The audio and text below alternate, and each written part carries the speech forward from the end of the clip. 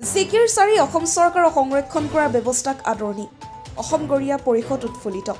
খিলঞ্জীয়া মুছলমানৰ স্বাভিমান জিকিৰ চাৰি অসম চৰকাৰে সংৰক্ষণ কৰাৰ বাবে ব্যৱস্থা লোৱাত উৎফুল্লিত হৈ পৰিছে সদৌ অসম গৰিয়া পৰিষদে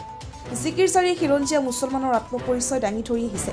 এই ক্ষেত্ৰত মুখ্যমন্ত্ৰী ডক্টৰ হিমন্ত বিশ্ব শৰ্মাই লোৱা বলিষ্ঠ ভূমিকাৰো শলাগ লৈ গৰিয়া পৰিষদে ইফালে 2016 চনৰ পৰা বন্ধ কৰি ৰখা আহছান ফকীৰ বঁটা শীঘ্ৰে পুনৰ মুকলি কৰাৰ বাবে অসম চৰকাৰক দাবী জনাইছে গৰিয়া পৰিষদে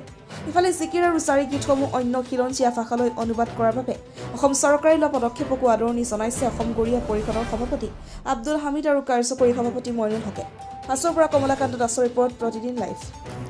অসম চৰকাৰৰ কেবিনেট হয় অসম চৰকাৰৰ অকল অসমীয়া মুছলমানৰ কাৰণে যিটো জিকিৰ জাৰি আমাৰ অসমীয়া মুছলমানৰ প্ৰাণ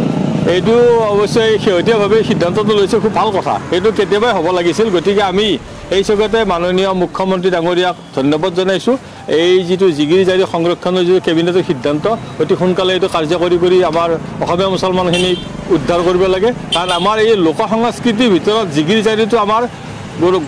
চব মানে কালচাৰৰ ভিতৰত আমাৰ জিকিৰ জাৰিয়ে মেইন গতিকে জিকিৰ জাৰি মানে আমি অসমীয়া মুছলমান গতিকে এই জিকিৰ জাৰিত অধিক গুৰুত্ব দিব লাগে শিল্পী পেঞ্চনৰ ব্যৱস্থা কৰিব লাগে জিকিৰ জাৰিৰ যিখিনি শিল্পী আছে মানে প্ৰায় হেৰাই যোৱাৰ উপক্ৰম হৈছে আৰু যিটো আজান ফকীৰ চাহেবৰ নামত যিটো বঁটা চৰকাৰে ঘোষণা কৰিছিল 2016 দিছিল তেতিয়াৰ পৰা বন্ধ হৈ আছে এইটো মানে 3 বছৰৰ মূৰে মূৰে কণ্টিনিউ কৰাৰ কাৰণে কেবিনেটে এটা সিদ্ধান্ত লৈ থ'ব লাগে এইকাৰণে যাতে এই সিদ্ধান্তটো আমাৰ মানুহখিনি বুজি উঠিব বা আমাৰ মানুহখিনিৰ মাজত প্ৰচাৰ চলি থাকিব আজি জিকিৰ আৰু জাৰি সংৰক্ষণৰ উপৰিও অসমৰ বিভিন্ন খিলঞ্জীয়া ভাষালৈ অনুবাদ কৰাৰ যি সিদ্ধান্ত মুখ্যমন্ত্ৰী মহোদয় ল'লে তাক আমি অসম গৰিয়া পৰিষদে আদৰণি জনাইছোঁ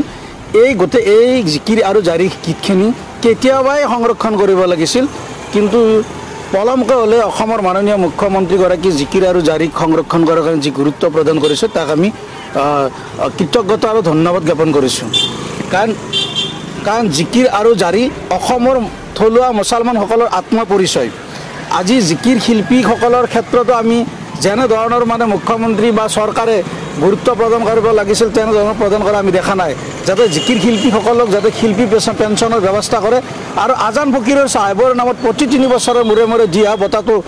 2016 চনৰ পৰা এই বঁটাটো বন্ধ কৰি ৰখা হৈছে চৰকাৰ যাতে অতি সোনকালে এই বঁটাটো কণ্টিনিউ কৰাৰ ব্যৱস্থা কৰাৰ কাৰণে আমি মুখ্যমন্ত্ৰী মহোদয়ক অনুৰোধ জনাইছোঁ